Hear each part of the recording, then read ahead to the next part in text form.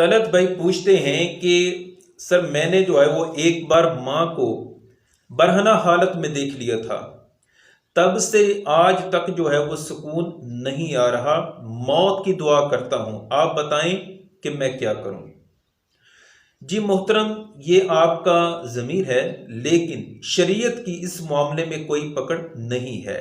آپ کی اچانک نظر جو ہے وہ ماں پر جو ہے وہ اس حالت میں پڑ گئی، آپ کا کوئی ارادہ نہیں تھا ایسا۔ صحیح مسلم شریف میں ہے، نبی کریم رؤوف رحیم صلی اللہ علیہ وآلہ وسلم سے جو ہے وہ اچانک نظر پڑ جانے کے بارے میں پوچھا گیا تو آپ صلی اللہ علیہ وسلم نے فرمایا کہ فوراً نظر پھیر لو، یہی اس کا حل ہے۔ اور جامع ترمذی میں ہے